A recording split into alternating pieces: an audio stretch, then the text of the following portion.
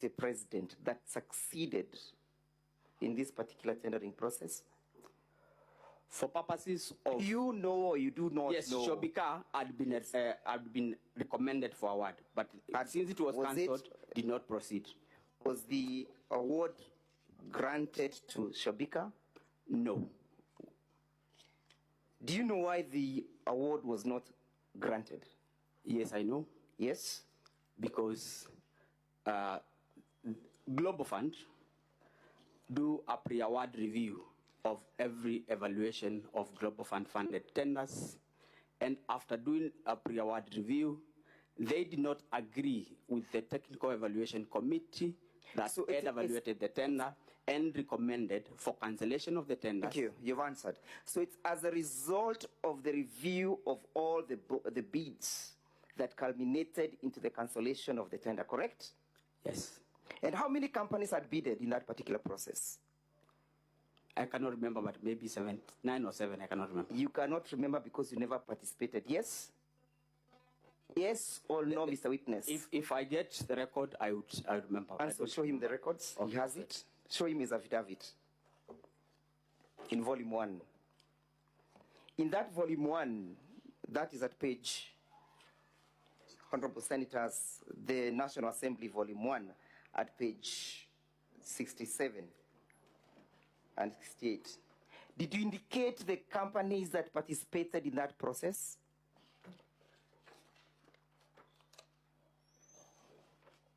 I did not indicate the companies that... You chose to conveniently refuse to indicate them, correct? Correct or not correct? I don't need an explanation. Not correct. Why didn't you indicate the companies that participated in that particular process?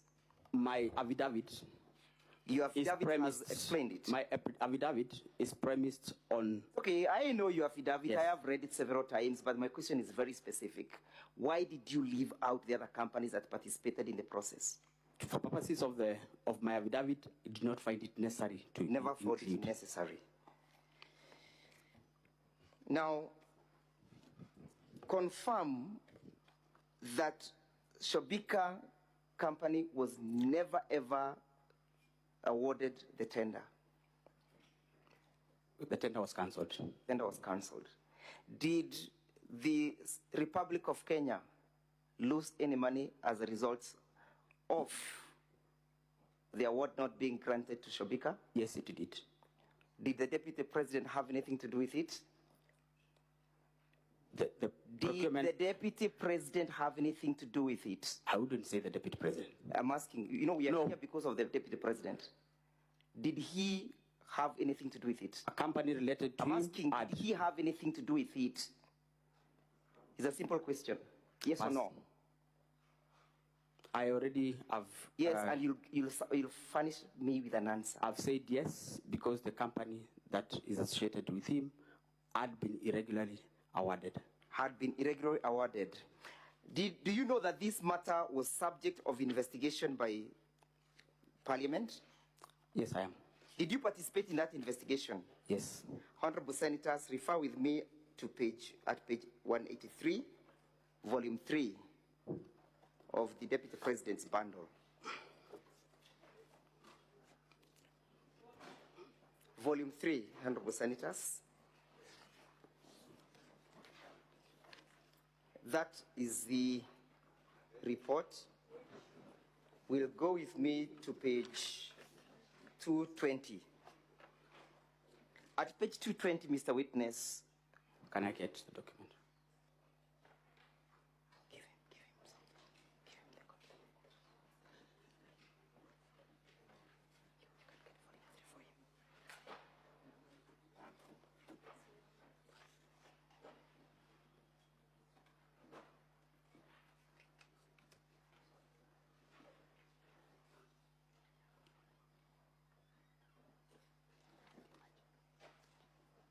Volume 3.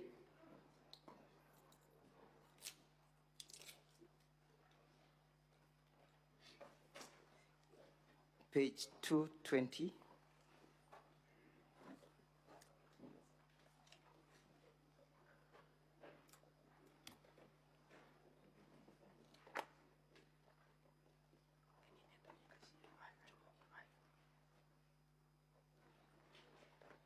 Can you see, confirm that those were the companies that participated in that particular tender, yes?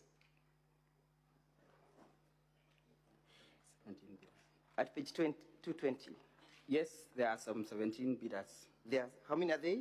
17. Go to page 221 and you read, can you see where it is written 100? Yes. Can you read out that statement? In its report dated 25th April 2023, Global Fund noted that KEMSA had failed to apply evaluation criteria consistently to all bidders and that none of the bidders met the minimum requirements. None of the bidders met the minimum? Requirements. How many bidders did not meet the minimum requirement? For purposes of this report, what the Global Fund is talking about are the 17. All the 17. Yes. And therefore, Shobika was not an exception, correct? Shobika was not an exception. It never qualified, correct? Yes. Now, look at where we have at paragraph 105. Yes, can you see where we have Roman B? So we have B. Can you see B? 105, paragraph 105B. Yes, can you read what B says? The Global Fund document reported that the bid bond for Shobika Impex was not paginated, and the management of KEMSA argued that the bid bond was not part of the bid, but was rather an accompaniment.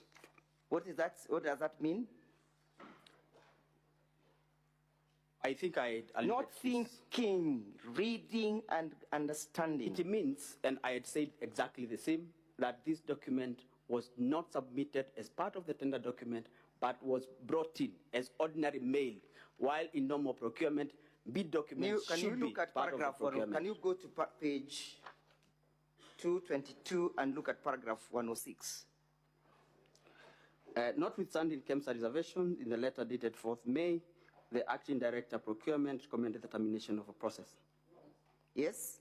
The CEO approved on the 5th, and termination was communicated to all the bidders. So there was a termination of the bidding process, correct? Yes. As a result of non-responsiveness of all the bids, correct? As a result of non-responsiveness. Yes, after Global Fund differed with the KEMSA Technical Evaluation Committee. Did the Deputy President have anything to do with that? I would not say. Would you associate that to the Deputy President? I am not competent to talk about that. I am asking, do you associate that process with the Deputy President? I cannot comment on that. You will comment. Do you associate because I that? I don't know. Here we are not in a hospital. We are in a court, seeking to save the life of a man you want to be impeached. Do you associate that with the Deputy President? I am saying, I don't know. What don't you know? Whether this has everything to do with the Deputy President. Because the bids were terminated by Global Fund as a result of irregular evaluation. Irregular evaluation of how many companies? Of 17. 17 companies. Yes. Thank you. Look at paragraphs 107 at page 22 222 once again. Yes? 107? Mm-hmm. It says it was further a testimony that the authority had struggled to maintain autonomy owing to undue interference from the Cabinet Secretary for Health. Whose testimony is this? I don't know. Read paragraph, go to page 219. Page 219. Can you see where you have C submissions by Ms. Terry Ramathani? Yes. Therefore, these are statement correct? And I would not say whether they are correct or not.